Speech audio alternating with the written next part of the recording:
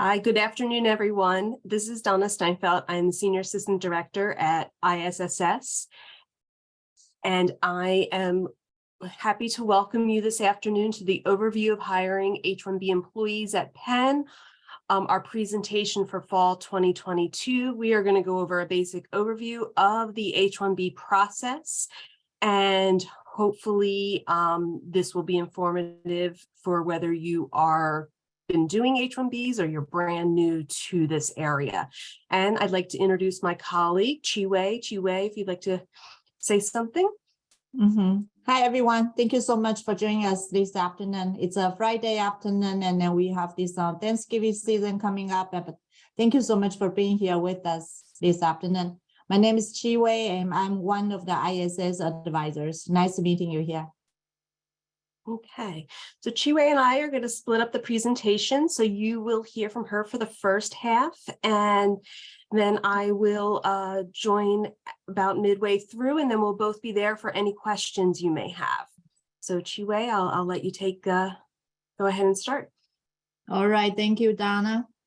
All right, so I think Jackie, you will help us flip the PowerPoint slide, right? Okay. So first of all, we want to talk about some basic concepts about H-1B employees. So what is an H-1B temporary worker? That means that it's temporary. So the time term is around 6 years. And then H-1B is actually an alien who is coming only for a period of time. They can only stay for at most 6 years. Okay, to the United States to perform services in a specialty occupation. So that means that this person must possess some specialty occupation. Next slide, Jackie. So what does it mean for specialty occupation? So this specialty occupation will need at least a bachelor degree and in a very specific academic field.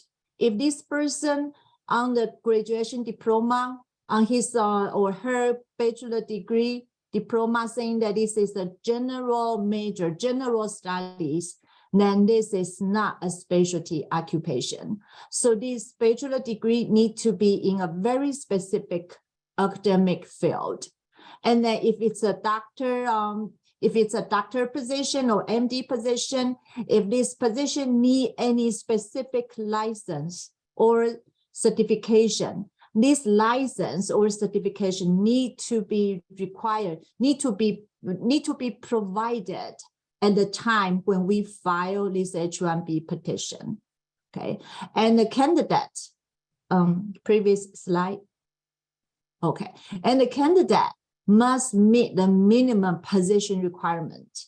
So when you submit this H-1B document, there will be a position description, and then in the position description, you will let us know that what's the minimum requirement for this position. So this candidate that you are going to hire need to meet the minimum position requirement at the time of filing. Okay, next slide. Thank you, Jackie. Okay, so H-1B petition is specific to a particular job. So it needs to be very specific employer, specific position duties, and specific location. So if your employee is going to work in different location, or this employee is going to work from home, you all need to provide all this information in the e-form. Okay, if this person is going to work on campus, but his or her work location will be in different buildings or in different locations in Philadelphia, or even outside of Philadelphia, you all have to specify the work location. And if this person is going to work from home, then you need to let us know their work location, their home address. Okay, and the total time the H-1B allow are 6 years, and each term maximum 3 years. And then before the end of these 3 years, you guys have to submit an extension request. So the most for H-1B is 6 years. And H-1B employee the government allowed them to have dual intent. That means that it could be they could have immigration intent, but they also could only have non-immigrant intent.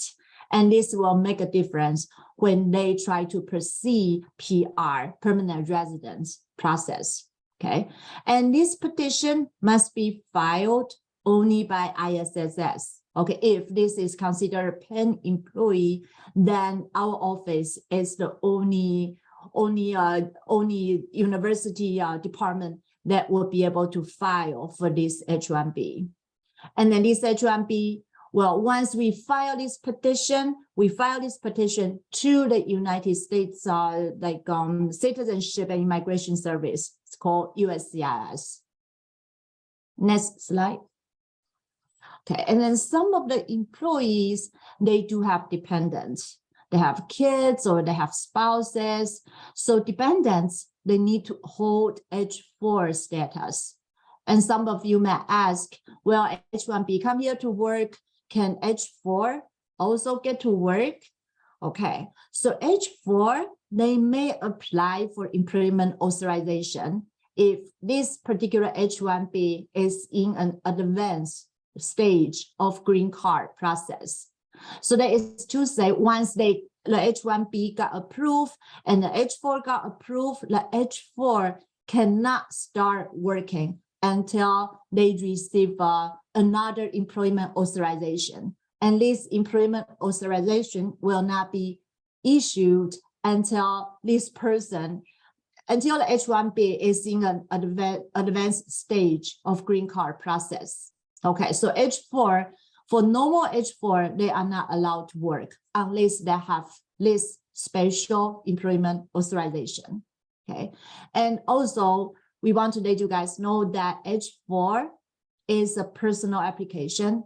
We do not prepare H-4 application for H-1B and their dependents. We only help with the H-1B petition. But for H-4 application, the H-1B and H-4, they have to work together. And then to prepare this H-4 application, it's called I-539. We are happy to help you submit the I-539 with the H-1B petition. But this is only as a courtesy. We are not going to review and we are not going to help you prepare during the process. We will just help you to submit this I-539 with the H-1B petition together as a courtesy. Thank you. And next slide, Jackie. And there are several types of different types of petition.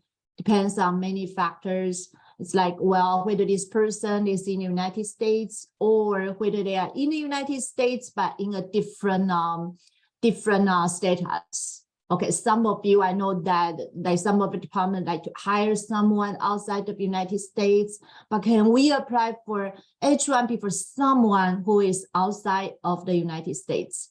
And the answer is yes. Okay, but the process is a little bit different from those people who are currently in the United States, but they are in J or F1 status. For those people who are outside of the United States, basically we will need to file a consular processing H-1B for that person. So that scholar, we will help them to file this consular processing in the United States. And once we receive the H-1B approval, this particular scholar or H-1B employee will need to bring this approval into a local US embassy and try to get an H-1B visa approval there, and then return to the United States or come to the United States to start their H-1B job with Penn. Okay, and just want to call your attention is that for consular processing, currently, we understand there are still some countries in the world, they are suffering from delays. Well, as far as I know, I have one H-1B that he is still waiting for the consular visa appointment in India. So if you want to consider consular processing for any of your H-1B employees, you just want to expect there may be delays due to COVID, okay? And the next one is change of status. I would believe that most of the petition, they are filed in the United States and the employees are in the United States, but they are just in different the immigration status. For example, someone just graduated from college, or they are currently on OPT, or they are currently on J1. So these are called change of status. We can just file the H-1B petition for them and then to have their status change into H-1B. Next slide, Jackie. Okay, and the next one is extension. This is also a very common one, is that this person, H-1B, has already been working for Penn and is in H-1B status.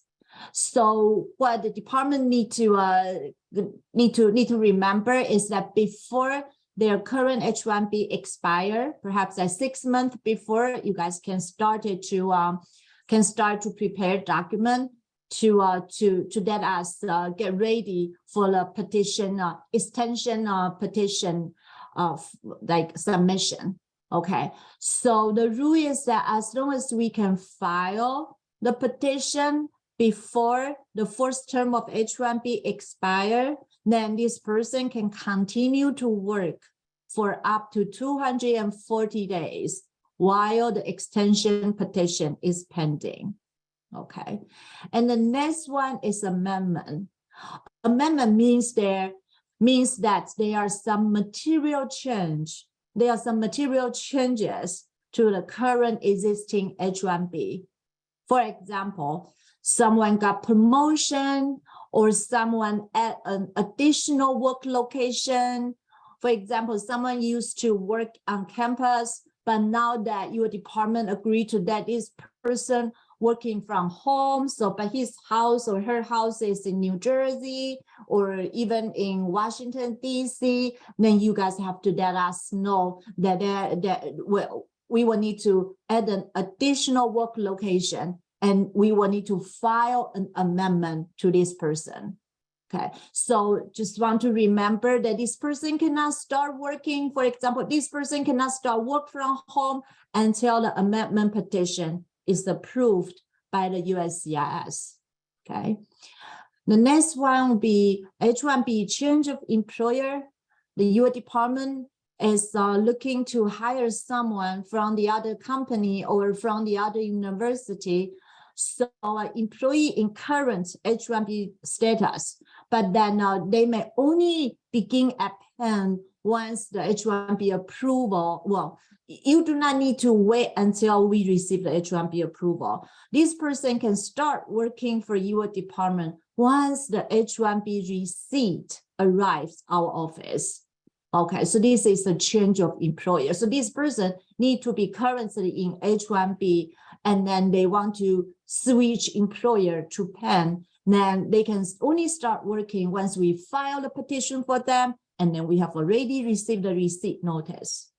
The last one is concurrent. Okay, let's say this person is currently working for a company, for Google or for some other companies, and then your department is looking to hire him or hire her to Penn, to work part-time for Penn.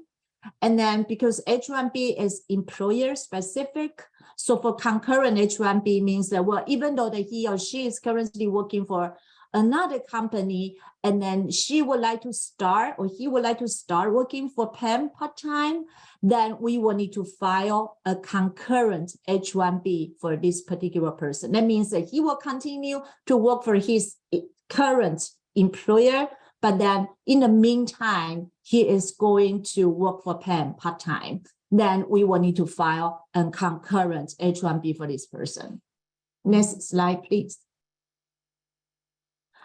Okay, so the hiring department's duty before the department try to hire an H-1B, before you guys know that, well, this person is not permanent resident, this person is not U.S. citizen, so he need H-1B authorization.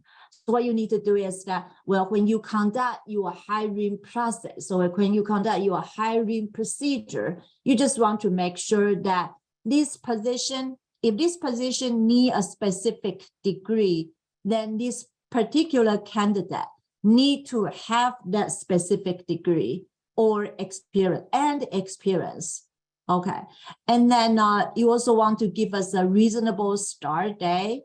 If you are looking to hire someone into your department on H-1B, we would appreciate you give us at least 3 months in advance for all the documents that you collect from your own department and from the particular H-1B employees.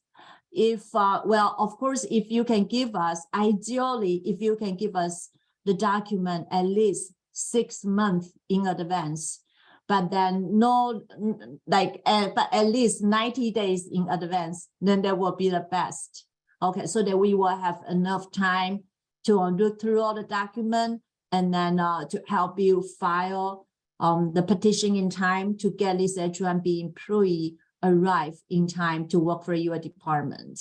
And the application with a start date less than 60 days from the date of submission, we will charge you an additional $750 as a rush fee. Okay, thank you. Next slide. Okay, so after the pandemic, we actually set up a digital submission of documents. So we, like, if you look through your IPEN system, there is H-1B document submission. And the first document I would say is perhaps the most important document is called H-1B description. This description will ask you like who is the hiring department and what are the job duties, and does this job need any special license or certification, or does this position has any supervisory duties? Okay, and the second document is actual wage worksheet and declaration. The third one will be department request summary and understanding of the H-1B employment.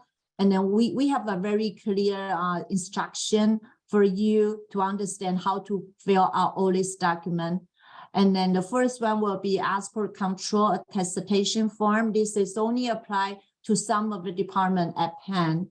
Okay, and then if this is an initial H-1B for a postdoc position, then we will need a J-1 postdoc policy waiver from the provost office. Okay, so the number 6, if it's a staff position, then we need to have a PDF file of the job posting from Workday. So we have a very clear items, those are the items, as you can see on this slide, those are the items that we need from Workday. Okay, next slide, please, Jackie. Okay, so this is the IPEN page, the landing page that you will see when you prepare to submit all these H-1B documents. So you just want to click Department Services, and then there are several documents that we want you to submit and upload. So if you have any question, just feel free to contact us during this process. Okay, next slide, Jackie. And then once you submit yours, number 2 is actually for H-1B employee. The H-1B employee need to submit their own document. So we will need them to submit their passport. We want them to submit their CV and their current position. Maybe they have some pay stub they will need to submit. So to complete everything, H-1B employee, they also need to complete and submit these data forms. Okay, thank you. Next slide, Jackie. Okay, and in each H-1B case, we do assign an advisor. Okay, we do have each of your case, we have an assigned advisor that working on your H-1B case. So typically, once you submit your H-1B document, you submit your e-form, then we will have a H-1B specialist contact you with email. And in this email, we will notify you which ISS advisor was assigned to work on your case. So most of the time, if you have any question about this case, please just feel free to contact the assigned advisor. And then if you have any specific question, that you need to check with us, you can also contact Aaron. But then mainly, if you have any question specifically about this H-1B case, please just contact the assigned advisor. Okay, next slide, please. Okay, next we are going to talk about a check. Okay, check is very important, of course, right? So now that checks will be printed on a weekly basis, and then our staff will go pick up every Tuesday. Okay, so now that if you want to have your check issued, you just want to remember, if it's an urgent case, we would like you to get the checks prepared by every Tuesday, so that when our staff go pick up, we will be able to pick up the checks and submit the petition in time. And then the check, when you request your check, please just remember to enter your H-1B, your future H-1B employee's first name and last name and item into the brief description of payment box when you request the check. Okay, it is very important. We would really highly appreciate you doing that, because every Tuesday we receive a large pile of checks. So if you have the name, the first name and last name on the description, that will really help us find the checks, like much more easier for us. All right, next slide, please. Okay, so the H-1B fees, our internal processing fee is $1,625. And then just like what I said, that if this case submit within 2 months before the start date, then we will charge you a rush fee. That's $750. And the government filing fees, okay, so the H-1B, I-129 filing fees is $460. And then if it's a new employment or it's new to Penn, then we will, like, the government will charge another $500. And then now we recommend, unless it's an extension case and then your department has budget concern, otherwise we recommend premium processing fee, and which is $2,500, $2,500. With premium processing, they will give, like, the USCIS will give us an answer on this H-1B petition within 15 days. Whereas if you use regular processing, that will be 3 to 8 months. Okay, so the time is like, yeah, there's a huge difference for the time that the USCIS is going to respond to your petition. And then for H-4, I-539 filing fees, if dependents is in the United States and then they would like to file their H-4 petition application with the H-1B petition, then the cost is $370. Next slide. Okay, Donna, do you want to continue? Yes, thank you. Thank you, Chiwe. Chiwe, if you see the question in the chat, if you can confirm, and apologies if we missed that edit on the PowerPoint for the internal processing fee, the current cost. Okay. So yeah, if you could check cost. that. Oh, okay. So are you saying, okay, I'm going to check now and then I will get back right away. Thank you. Okay. Yes. All right, apologies if we missed that. I'm gonna from this point forward, I'm gonna go over H-1B e-forms do's and don'ts. So Chiwe kind of went over like how to get into the e-forms and kind of leading up to this point, and just some key things we want to recommend when you're completing it is the best thing, and it's going to be the best overall, whether it's for the for the H-1B process and our wage determination, is that only minimum requirements are being listed. So we do want to make sure we're listing the minimum required qualifications.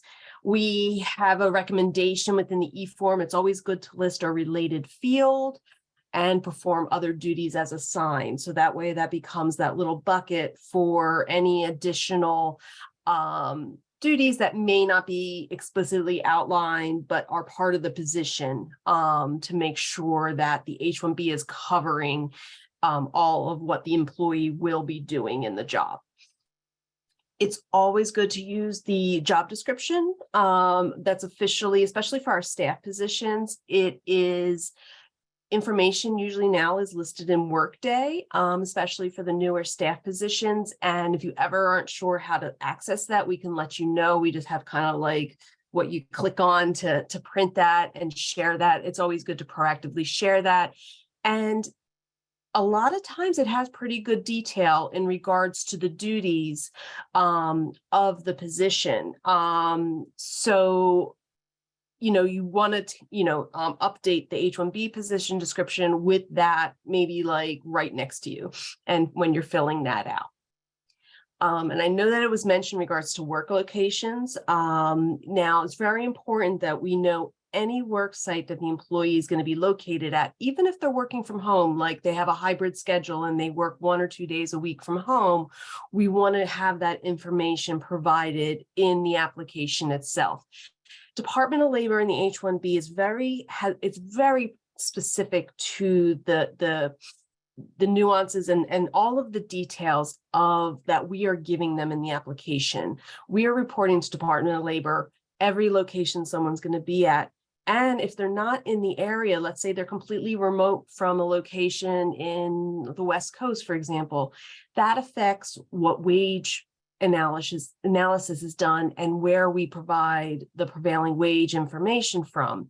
And if we find out later on, it could require a whole amended petition. So it's always good to include all of that, to double check with, the employee, the PI, because we understand you're not always updated on some of these details. So it's always good to double check that you have all this information, and then both of us aren't going through, having to do an amendment or any changes later on.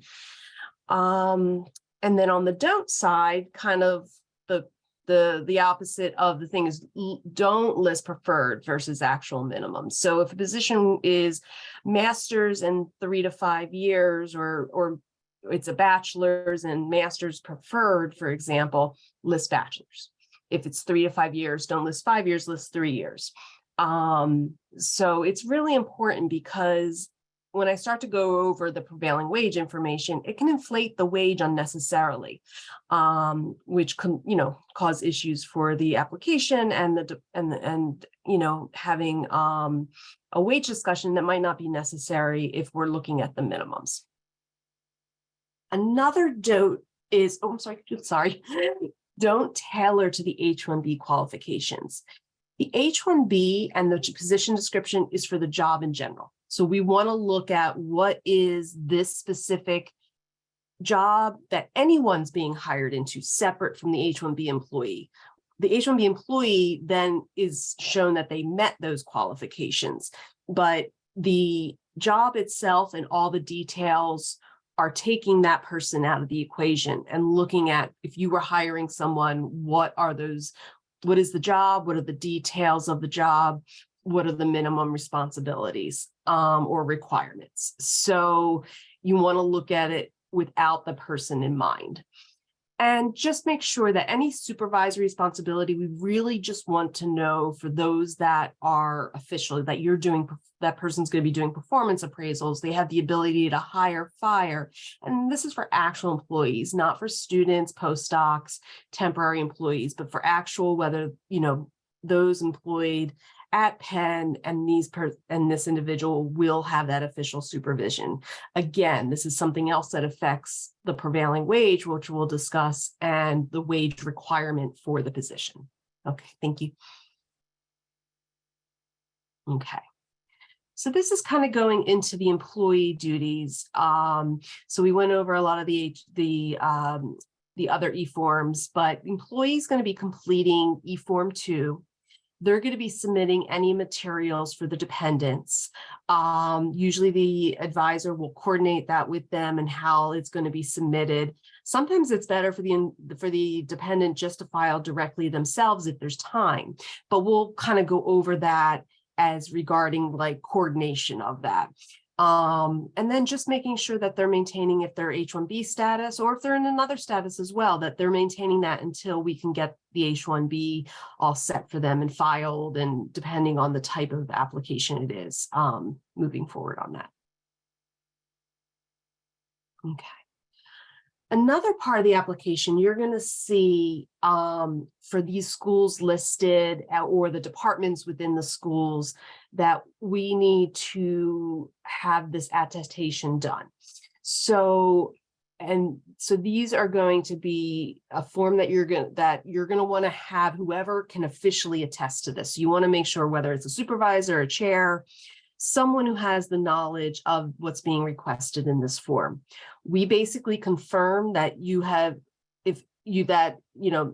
none of it applies, but if there is an area that does apply, that's where we pull in our export control office, Jesse Buchanan in particular, and probably connect you to discuss that. So it is something we're asked on the petition that we're filing with USCIS.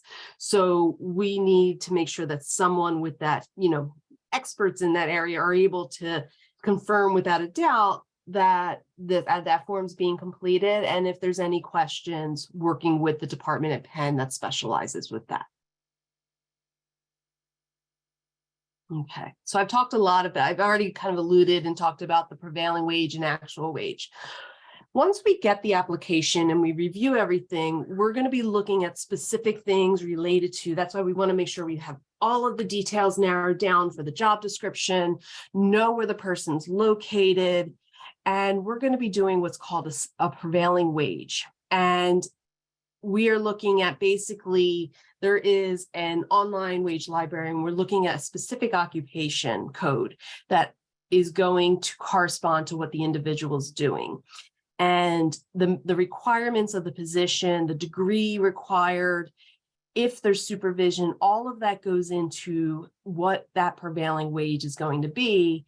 And why the site location is important is that it's done by certain, what they call like metropolitan statistical area, MSA, for example. So it's looking at a specific, so when we're looking at our standard cases that are in Philadelphia, we're looking at the Philadelphia specific wages, but we do have individuals who maybe they work completely from California. So we're having to look at the county in that other location. So that's why it's really important that we have that, because it's going to be a different wage requirement depending on where the person is working from, because of the different cost of living, for example.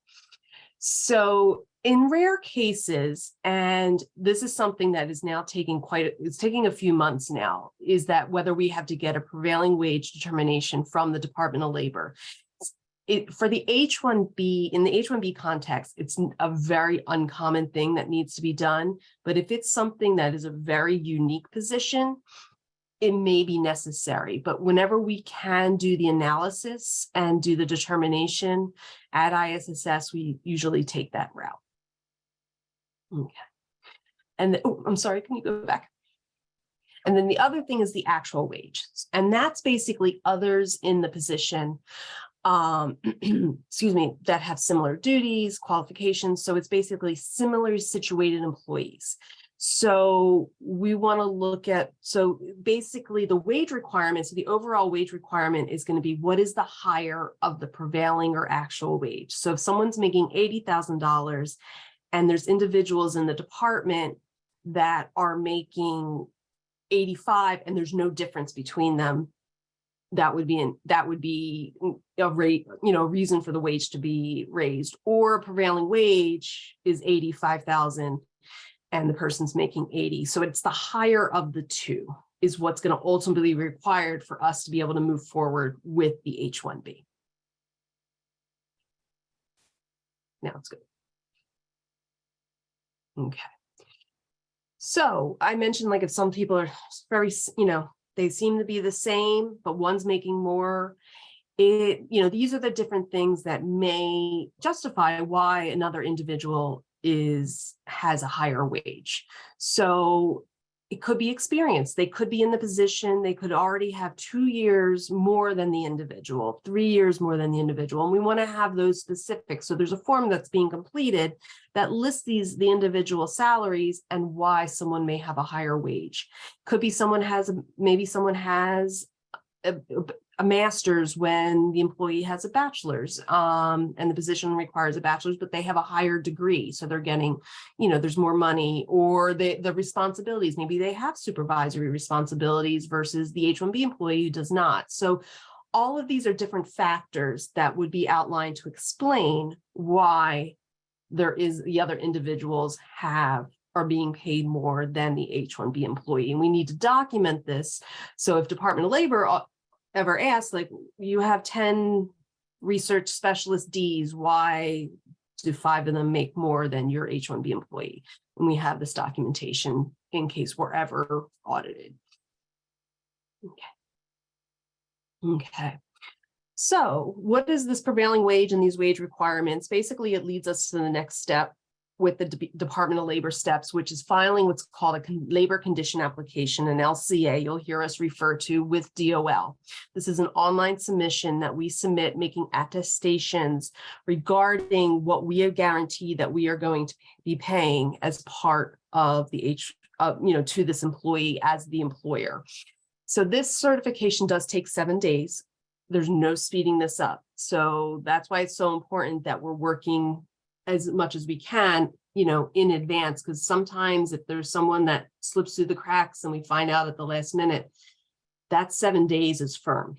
I mean, anything, even a little bit more than that, it might not be possible to file an H, but it takes 7 days, and then we get a notification once the LCA is certified, and then we can prepare all of the materials to go to USCIS once we have that. But we can't do that final step without the certified LCA. So then when the petition does go to USCIS, we determine whether it is going to be, whether we've probably discussed and you've decided, okay, yes, we're going to be doing a premium processing or regular processing. Regular processing can really fluctuate. It could be as low as maybe about 2 months, but it can go up. We've seen it be like 9 months or more. So it varies. And as Chiwe mentioned, if you can, premium is always a good option to get that decision sooner. And just so you know, the premium processing and that fee is for adjudication by USCIS. It's not an internal processing, but it's once it goes to USCIS, they will adjudicate it within 15 days. It could hopefully be an approval. It could be a request for more evidence. In very rare cases, denial. But it doesn't guarantee that it'll be approved in 15 days, just that they are going to give us a decision within that time. Okay. So as I mentioned, they could give us a request for evidence. So basically what is happening in that scenario is that there's something that they feel is deficient in our application, and we have to provide additional information, justification, and prepare a response in detail to answer any questions they may have. It could be that they don't feel it's a specialty occupation, and we are going to work with you to show how it is, and how, or if they don't feel the person meets the minimum requirements. So it's something that we are going to work with you to prepare a response that's going to satisfy USCIS. If everything goes fine, then, either after that or hopefully we just get right to the approval stage. And what happens is we get mailed an approval notice that has the dates for the employee as the beneficiary, and we let you know. So we're going to email you and the employee that we've received and send an electronic copy of the approval, and we send a copy of the petition at that time. However, we do give options, and we do want the original notice picked up. So that way it could be provided to the employee. We have options where you can schedule a pickup with ISSS, or you can request shipping. So there's ways to get that, but we do want that original approval to go to the employee so they have that. And then we have the electronic copies in their records. And we always recommend definitely keeping copies of the petition copy that we send, any of the approvals, And that way, and it helps if you're ever doing the extension, making sure if you can't see, for example, if for some reason it's not an IPEN, but keeping a file on an employee is really important and helpful in that case. Okay. So when can someone begin? And I think we probably have touched a little on this, but just basically, if someone's coming from outside the US, they can start once their application's approved. And once they enter as an H-1B status, and it's as of the start date, but maybe let's say you have someone who's an F1 student working on OPT, they may, they may not be able to start the position. Let's say they're in their, their OPT, they're in their grace period, or let's say they're in let me use a better example. They're in a status that does not allow them to work. They need to get that approval to be able to work. If they're changing employers, and I think Shiwei went in this detail as well, that we would need the receipt and then they could begin at Penn. Okay. All right. So just something to think about. This still remains an issue. We've got some promising news recently that the consulates are trying to get back up to full staffing, pre-COVID staffing, which has caused a lot of delays in just getting an interview and just getting an appointment at the US consulate for a visa. So there's going to be some countries where there's a really significant backlog. And this could be in particular for H-1B. So there might not be the same restrictions that we had a couple of years ago, but just getting that appointment. So, taking that into account, that could add some time to someone coming. And, in some countries having significant issues, just not having consular locations within the country due to, political war in Ukraine, for example, like in the specific countries, Iran, you just might not be able, so you have to arrange for, a third country to get the visa. So, it could be a little bit more complicated for someone coming from that overseas and needs to travel into the US. Okay. Just a reminder, we haven't really, this is still a thing. We haven't had one recently, but they could pop up again at any time. Is the fraud detection and national security. It's called FDNS group within USCIS. They basically are doing a fact check. So what we said on our petition, the details, where the person's located, what they're doing, matches, what's happening in real life. Call us. We want to be involved. We want to know this is happening. Sometimes OGC needs to be called in. But if you ever have someone that comes or your employee says, there's someone here to see me, definitely loop us in. It's usually just checking those details. And that's why it's so important that we know the employee is working on Curie Boulevard and not Hollywood Boulevard in California. So, that's if they show up and the person's not here, that could be a really significant issue for not just for the employee and Penn. Okay. So, next slide. Ongoing responsibilities. As we're, stressing, if there's any changes that are going to happen, discuss with us, see whether or not we need to file an H-1B petition amendment before any changes take place. It's very specific to what we filed. Is the person getting is it more than a merit increase? Merit increase, and that's just based, it's the next fiscal year and the wages going up. But if there's a reason that increase is happening, whether it's additional responsibilities, different duties, we want to know about that. It's good to let us know in advance that someone's going to be resigning or is going to be terminated. There's limited timeframes for an H-1B employee, whether they're needing to leave, whether they can go to another employer. So it's always good to have that discussion in advance. Keep on top of any expiration dates, extensions. Again, we recommend whenever possible, 6 to 7 months in advance. And we'll send reminders out about that as well. Okay.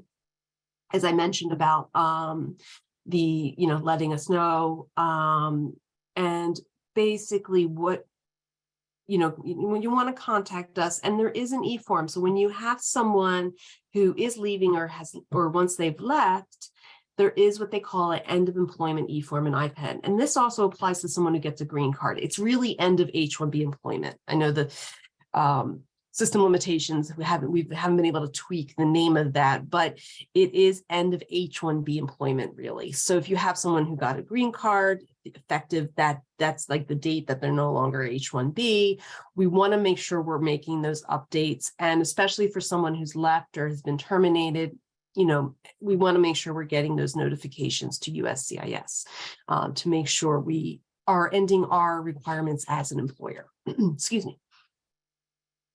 Okay, so that was basically all of the information. I know it's a lot within this 45 minutes, but we still have time for questions. So Jackie, I didn't know if you wanted to moderate if there's any questions or how we Sure. wanted to do that. Yeah, there's I a just Q&A want to- box there. I just want to give an update. Our internal processing fee is $16.70 now. It's confirmed. Yeah, so we will update our PowerPoint slide. Thank you. Thank you, Shiwei. If you have questions, please feel free to submit them to the Q&A box. And as soon as they come in, I will read them out for Donna and Shiwei. So feel free to get your questions in now.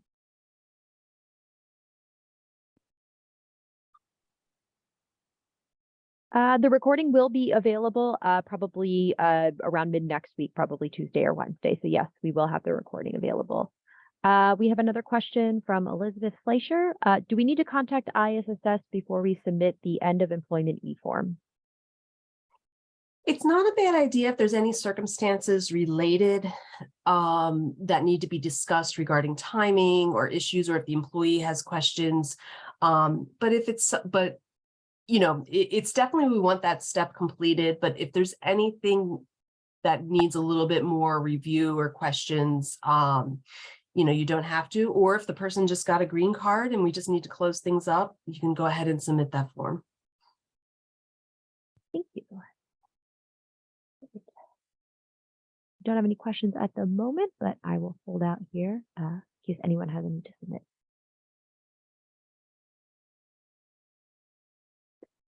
Copy of the slides. Kelly, I'm going to give you my email address. If you reach out to me, I'd be happy to send those to you.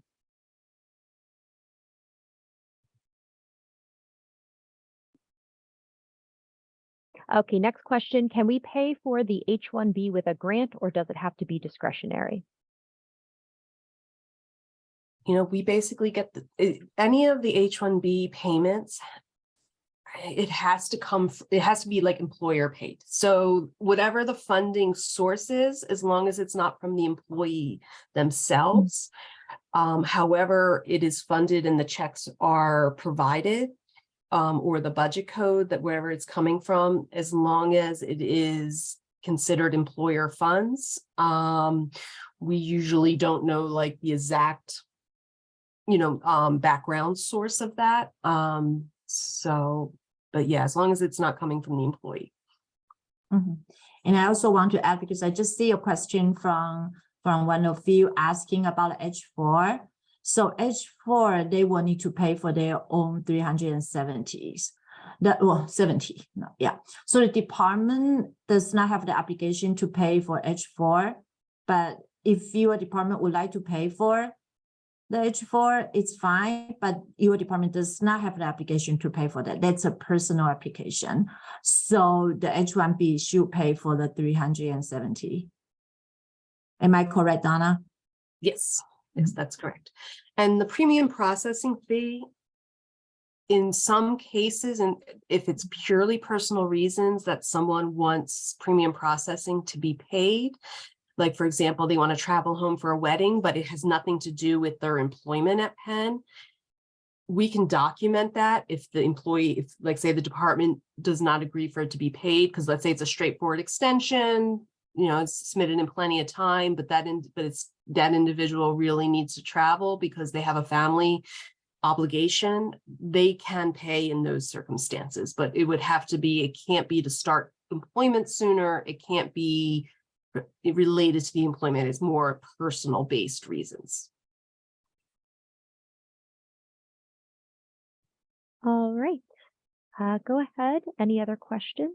Feel free to get those in at this point. If you'd like a copy of the slides, also please feel free to leave your email address. I am starting a list here to send out.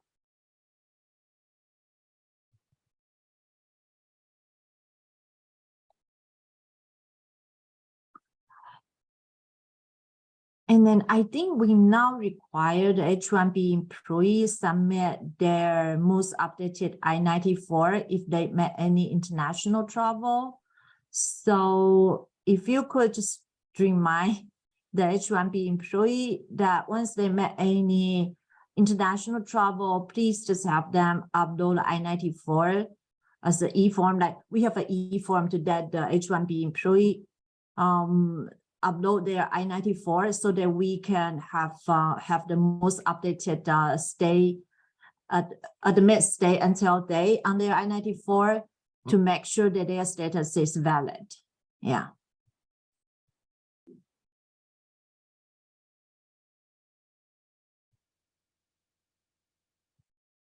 Great. We have a lot of people asking for the slides. And yeah, if you have any other, again, questions there, please go ahead and submit those now.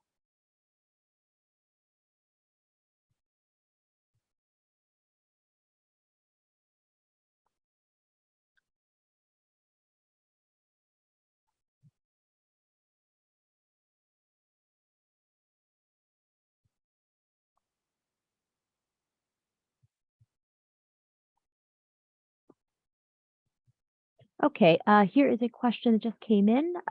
Would like to hire an H-1B person for a research associate faculty, but it's hard to obtain the complete listing of qualifications, years of experience, and PhD in what field. Do you require the field?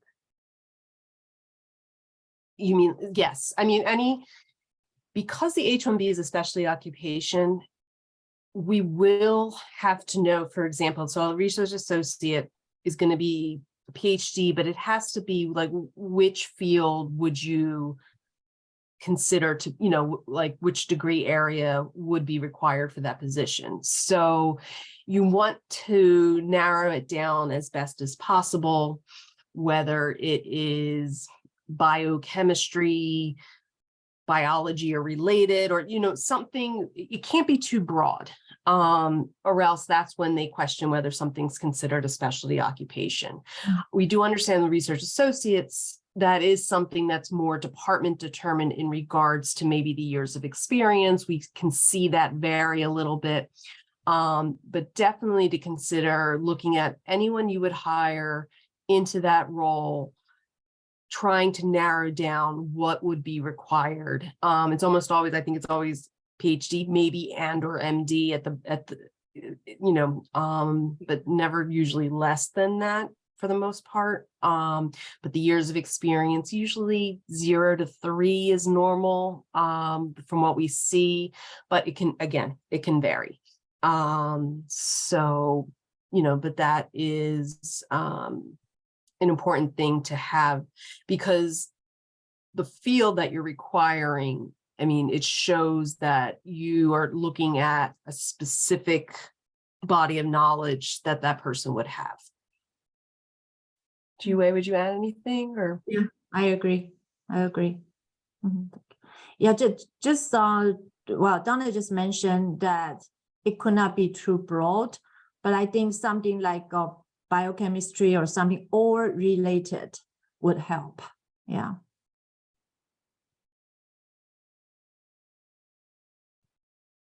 all right. Well, if there's nothing else, you know how to reach us all. And, we welcome any questions that come up afterwards. And if you have H's with any of us, please feel free to reach out as well. And it looks like we have one more question before we go. From Joanne. Your thoughts on an H-1B for an entry-level staff member, research specialist A, BA needed. Would this be H-1B worthy? I would say we do them. We have done them in the past. So, and then, because, if you look, as long as it is, so a research specialist A is going to be bachelor's, no years of experience, but it has the bachelor's, but it does need to be a specialty field. So it can't be someone who's doing maybe like purely like administrative, but as long as it requires a bachelor's, it's maybe not the strongest case, and could be, especially in recent years, could have been more open to be questioned. but historically, we do H's for research specialists, A's through D. Mhm.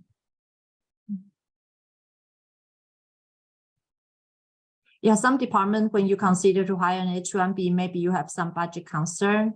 So just like, yeah, we just mentioned a government fee and our internal processing fee. And also for H-1B, of course, for H-1B, for H-1Bs, they do have a minimum wage requirement.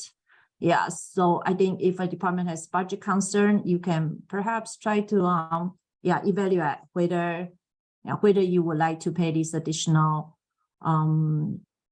fees to hire this H-1B.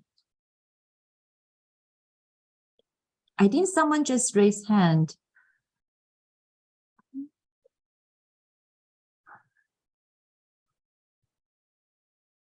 Are you able to type into the chat? I don't know, Jackie, if someone can. Yeah, I didn't see, but if you have a question, please feel free to put it in that Q&A box.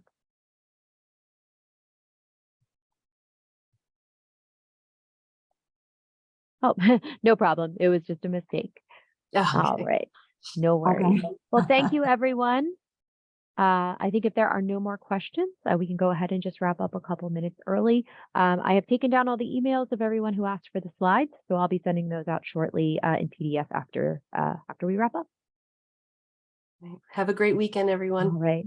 Thank Yeah. you. Take care. for being Thanks a lot. Thank you. Thanks. Bye. Bye.